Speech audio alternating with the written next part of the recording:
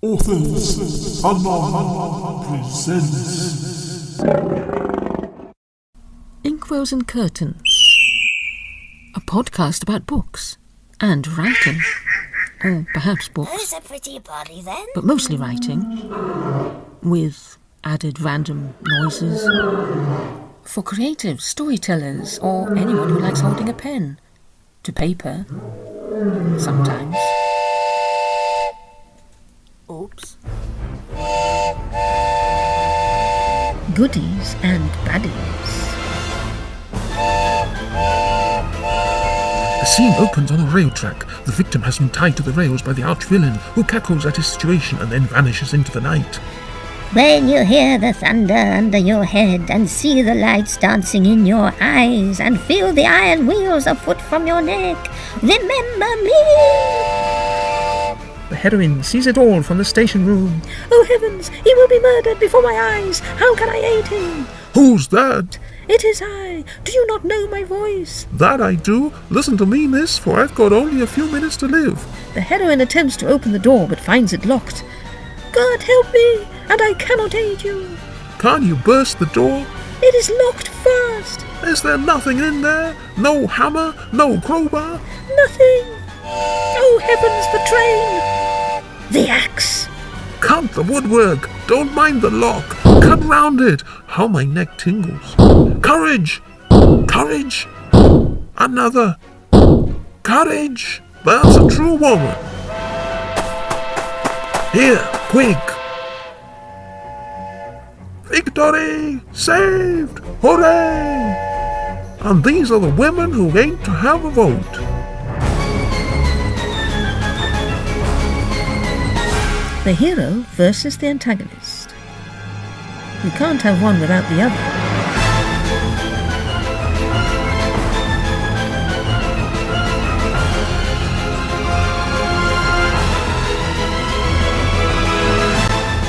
The antagonist might not actually be a physical character. It might be abstract, like a haunted past, an obstacle that the hero has to overcome, or an object, a goal, something the hero strives for. The point being that stories tend to be constructed around a main character that overcomes obstacles in order to reach a certain goal, fulfill a dream or long-held wish, or accomplish his raison d'etre. The main character, therefore, tends to be called the hero, or anti-hero, as he will be the one to overcome various obstacles in order to reach his aim, not unlike that other hero of legend, Hercules and his tasks. This doesn't mean you have to include 12 problems for your hero to solve, although this can happen. It's more a question of deciding what is holding the hero up and how he is going to succeed. And of course, there can be more than one type of obstacle for him to overcome. This could be abstract, physical, human, animal, and so on. Heel down, boy. Supposing our hero is a young boy who runs an inn with his widowed mother. A visitor arrives, takes a room, and promptly dies in his bed. Our hero finds a map in the dead man's trunk, which he shows to some friends. They discover the map shows the way to buried treasure and decide to set sail immediately to find it. The night before they reach the island, our hero overhears the crew, led by a one-legged man, plotting to kill the captain and his passengers, including our hero. Our hero warns his friends and the captain, and through a series of adventures they outwit the piratical crew, discover the treasure and sail home safely. And yes, that was a much reduced outline of Treasure Island, which is at its heart a classic adventure story with pirates and buried treasure, and as such also serves as a classic example of hero, Jim Hawkin, versus antagonist, Long John Silver, or goodies versus baddies. The hero in most cases does not achieve victory on their own. They usually have allies, mentors, even tricksters and shapeshifters to help them out. These allies help the hero to learn something about themselves, life, and human values. So in Treasure Island, for example, Jim Hawkins has the squire and the doctor as his allies and mentors. Later on, the captain of the ship becomes a third ally. Once on the island, Jim finds a fourth ally, Ben Gunn, a marooned ex-pirate. He helps Jim and his friends to overcome the pirates in a final battle. He returns home with them to live out his days as a respectable member of society. He is an ally and proves resourceful and faithful as such, yet he also serves another purpose. He knew where the treasure was buried all along and kept it safe in his cave and shared it with Jim. In a sense, this giving of information, of a desired goal or object, makes Ben Gunn a mentor to Jim as well as an ally. Long John Silver makes an interesting archetypal antagonist. While a classic villain of the piece, he does behave rather unpredictably. After plotting to kill Jim and his friends, he turns out to be on their side, and actually saves Jim's life during a spot of bother on the island. Finally, after joining them on the voyage home, they wake up one morning to discover he has disappeared, with some of the treasure. Note, he does not take all the treasure, just what he considers his due. Ultimately, he has served his own ends, outwitting his newfound friends in the process. Yet he instills in the people he meets a sense of trust and good faith. Here is a man they can believe in, and they do. This includes the pirate crew he leads, and there is genuine camaraderie and goodwill between him and Jim, which never fails, and for an early part of their relationship at least, he also acts as a mentor. These qualities would suggest that he is both antagonist and a shapeshifter. That one character you can never tell whose side he is on. Is he perhaps even a trickster? We talked about another villain in an earlier episode, Wilkie Collins' Count Fosco, who is equally devious and equally complex. Both these characters share chinks in their armour, both are genial and charming in their own way, both are capable of being utterly ruthless. They set a path for future archetypes to follow, whether in fiction or film, on stage or radio.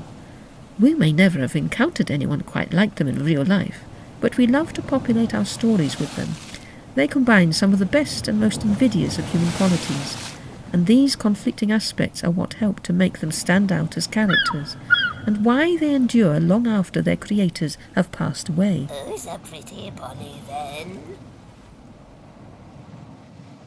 Now try this. Draw a line in your notebook and write your hero's name at one end and ultimate goal at the other end. It doesn't matter yet if you're not quite sure what that goal may be yet. That could change as you go along.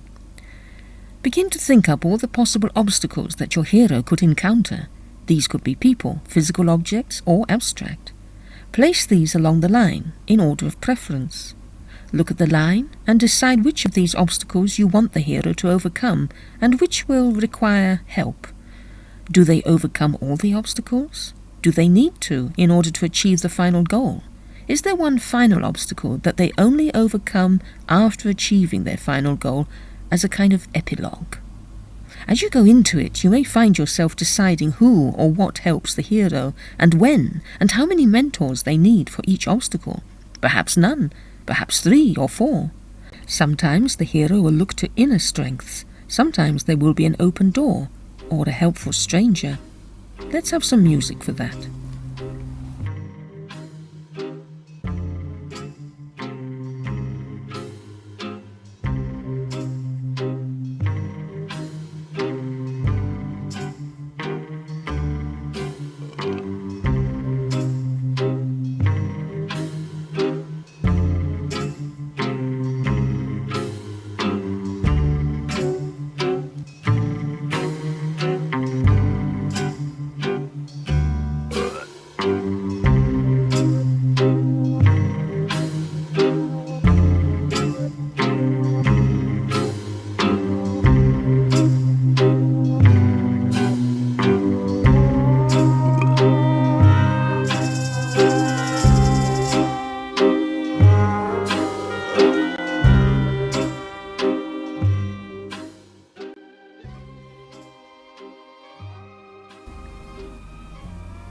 You may find that you don't necessarily want or need all the obstacles that you have put in so far, or that you think of new ones to swap over. That shows the story is growing, and by keeping the line flexible, you can let it grow as it needs to. And now, can you save a word? This is the corner for words that are rare, unusual, fun, and possibly in danger of vanishing altogether. A few years ago, a couple of English students paired up on a blog called The Feather and Rose and set a weekly writing challenge. They would pick out an old word, falling out of use, and the challenge was to write a piece of flash fiction using that word. The blog sadly is no longer around, but we want to revive the tradition, and we're setting a similar challenge for anyone who fancies picking up a pen and scribbling something for fun. So, the word for today is...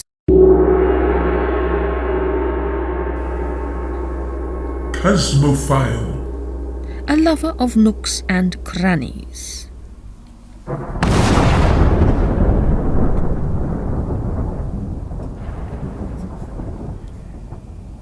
It was a wild and stormy night as Mr. Featherstone approached the castle of his client, Count Fangula, and as he knocked on the great oak door, he worried, not for the first time, whether this would be the end. The door creaked slowly open. "Hello?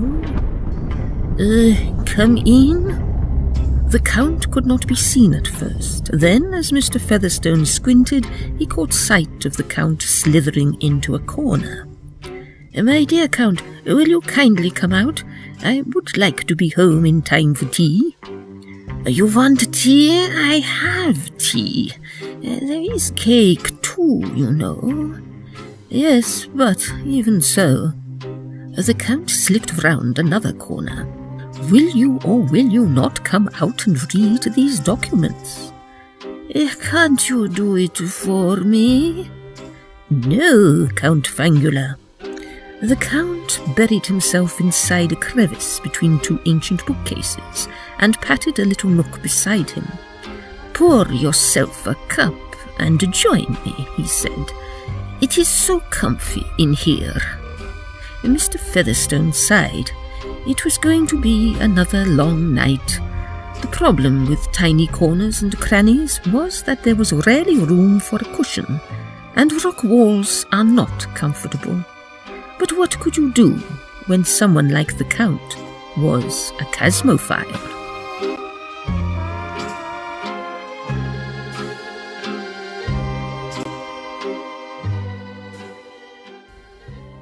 And there you have it, a short scene, paragraph or sentence using the word chasmophile.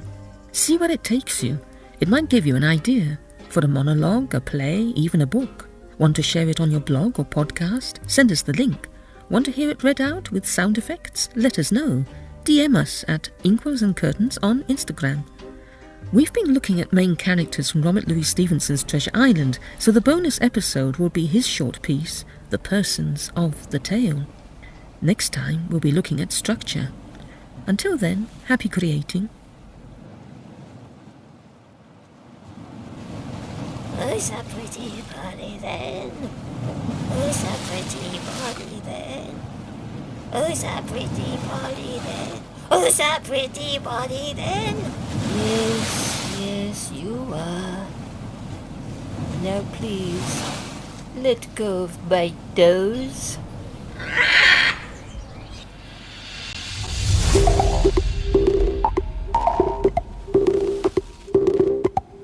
You have been listening to Inkwells and Curtains, a podcast with random thoughts on books, authors, and writing. This was an Inkwells and Curtains production.